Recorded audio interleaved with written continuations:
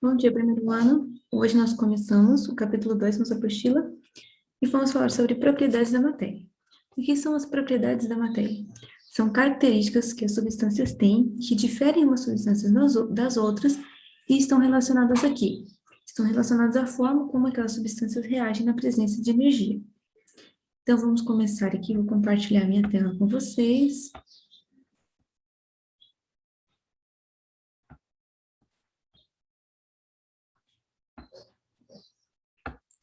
Aqui, as propriedades são a forma como os materiais se comportam diante da energia. E pelas propriedades dos materiais é que nós podemos reconhecer uns aos outros, né? As propriedades são diferentes porque os materiais são diferentes, os átomos que estão ligados são diferentes, e é por isso que existem essas propriedades. Então, vamos começar por propriedades químicas. A primeira é a inflamabilidade. O que é isso? É uma propriedade que os combustíveis têm, né? Os materiais que são combustíveis que têm essa propriedade. A água, por exemplo, não tem, né? A água não pode entrar em combustão. Então, a inflamabilidade é a capacidade de um material de reagir fortemente na presença de calor e produzir uma queima com liberação de grande quantidade de energia. Ou seja, os materiais inflamáveis fazem processos exotérmicos, processos com grande liberação de energia na forma de calor e luz, né? Porque o fogo, calor e luz. Reatividade. O que é a reatividade? É a capacidade que os materiais têm de, ao quebrarem suas moléculas, se juntarem com outras e causarem reações químicas. Nem todos os materiais têm a mesma reatividade. Por exemplo, na tabela periódica nós temos alguns materiais, são gases, que não são reativos. Você não tem como você fazer eles reagirem em condições normais do nosso planeta. Outros materiais são tão radiativos, reativos, são tão reativos que no interior do organismo eles são venenosos, né? E outros que eles são reativos e causam problemas no organismo humano a longo prazo, como é o caso de alguns materiais que são cancerígenos, né? Eles são reativos, eles reagem com a célula, reagem com o DNA e vão causando problemas ao longo dos anos. Outros materiais reativos são usados na indústria. A reação é instantânea e, por exemplo, na fabricação de sabões, nós precisamos de materiais bem reativos, né, para reagir com a gordura. Energia de ionização. Isso aqui, a gente já viu, não, desculpa, a gente não viu ainda. A gente já viu que as transformações são causadas por quebra, né? São causadas por quebra das moléculas.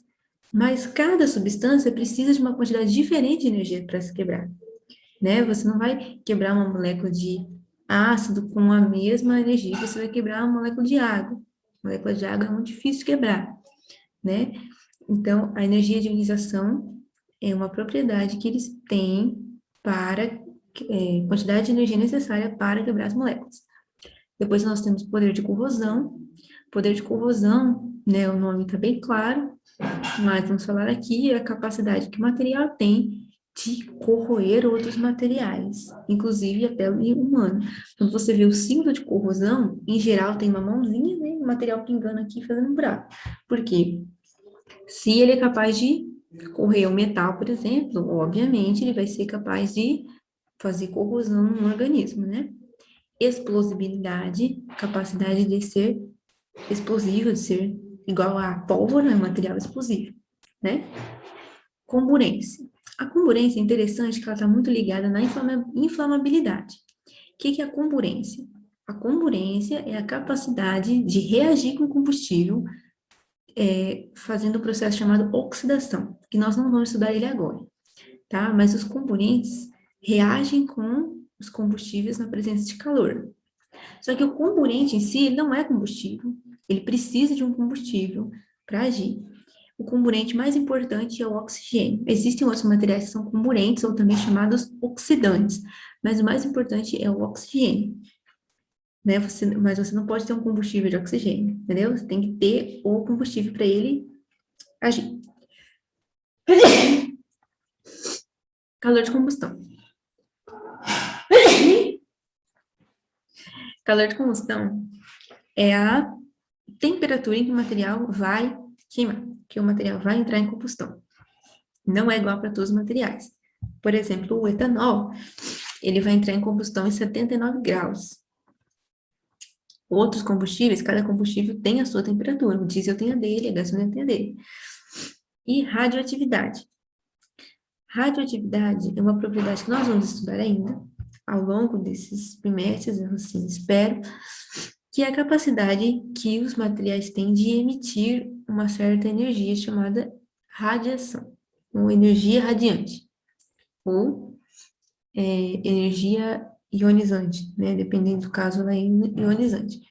Então, alguns materiais são muito perigosos por serem radioativos. E essa capacidade deles serem radioativos faz com que eles causem a ionização de algumas outras substâncias, e isso que torna eles perigosos. Aqui eu tenho o triângulo do fogo. Eu tenho calor, combustível e componente. Né? Você não pode ter chama, não tem como abrir chama se faltar um desses materiais, né? Se você tiver gasolina lá congelada, não tiver calor, não vai entrar em combustão. Esses são símbolos bastante conhecidos, que são símbolos de segurança, e neles estão, como você pode ver, está com escrito ali a propriedade daquele material. Por exemplo, esse símbolo aqui, esse símbolo de baixo, é o símbolo do comburente. Você pode ver que ele é diferente do símbolo de inflamável. Esse é o símbolo de inflamável, esse é o símbolo de comburente. Estou passando o cursor aqui. Esse é o símbolo de corrosivo, é o símbolo de explosivos, e esses aqui são símbolos mais relacionados a bioquímica também, porque esse é o símbolo de produto carcinogênico, tóxico, e esse também é o símbolo de material tóxico. Produto nocivo ao meio ambiente. E vamos lá, esse aqui, gasolina inflamável, símbolo da radioatividade, eu não tinha mencionado ali. E vamos para as propriedades físicas. As propriedades físicas, diferente das químicas, não se trata da capacidade de transformar um material no outro, né? E sim como aquele material mesmo vai se apresentar ali naquele momento. Então, nós temos a massa e o volume, que são considerados propriedades gerais. Todos os materiais têm massa, todos os materiais têm volume, e você usa as mesmas medidas, né? E específicas, que são propriedades que são identidade dos materiais. Ponto de fusão, ponto de ebulição, densidade e solubilidade. O que é o ponto de fusão? É a temperatura que o material derrete. Simples assim. Ponto de ebulição, temperatura que o material ferve, vai virar vapor a partir daí. Densidade é uma propriedade mais interessante. O que é a densidade? É o peso por quantidade de volume, né? Então, os materiais têm diferentes densidades. Se você encher uma garrafa com água e outra garrafa com chumbo líquido, chumbo derretido, a garrafa de chumbo vai pesar muito mais. Ou com mercúrio, né? Que mercúrio já é um metal líquido em si mesmo. Pesar muito mais. Por quê? Se o volume é o mesmo, porque a densidade é diferente. O peso por quantidade é diferente. Então, é isso que é densidade, o peso por quantidade. Agora, temos coeficiente de solubilidade, é a capacidade dos materiais se dissolverem. O etanol, por exemplo, você pode colocar a quantidade que for de etanol, ele vai se dissolver em água. Nem todo material assim, existe um limite. Se você colocar em excesso, não vai dissolver tudo, vai sobrar um corpo de fundo, vai sobrar lá no fundinho, um precipitadinho. Né? Então, esse é o coeficiente de solubilidade, é um número que é um valor sobre o quanto aquele material vai ser dissolvido ou não. Né? Aqui nós temos esse gráfico, se chama curva de aquecimento. Não é bem uma curva, né? Um gráfico cheio de retas, mas o nome é curva de aquecimento. Então, nós temos aqui um sólido a 10 graus negativos. A curva está subindo porque ele está aquecendo. De 10 graus negativos, ele passou a 0 graus, ó, já foi aquecido. O que aconteceu aqui em 0 graus? A linha ficou reta. Por quê? Porque aqui parou de subir a temperatura. A temperatura não está subindo porque o gelo está derretendo, né? Então, a temperatura que seria para derreter o gelo, que seria para aquecer, está derretendo o gelo. Então, a temperatura não vai subir até que o gelo tenha derretido tudo. E a temperatura começa a subir a partir daqui e para de subir em 100 graus Celsius. Por quê? Naquele momento que a sua panela está fervendo a água, o que acontece? Não está subindo a temperatura só vai subir quando tudo virar vapor, né? É claro que o vapor vai embora, então vai acabar não subindo a temperatura, mas se ele ficasse, o vapor ficasse preso, a temperatura ia subir indefinidamente, né? De forma ilimitada, a temperatura ia subir sempre, a partir dos 100 graus, quando vira tudo vapor. Aí nós temos aqui uma curva de resfriamento.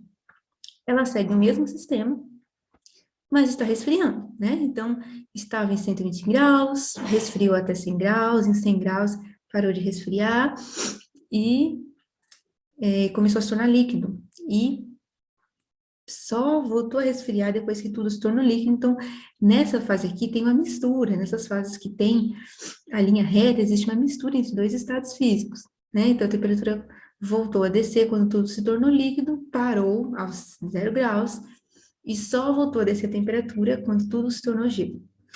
Só que no caso da curva de resfriamento, diferente da curva de aquecimento, existe um limite, né, para o resfriamento. Porque o que é o resfriamento? É a perda de energia para as moléculas se movimentarem. Então, as moléculas vão ficando juntinhas, vai ficando gelo, e não tem energia para se movimentarem. Então, existe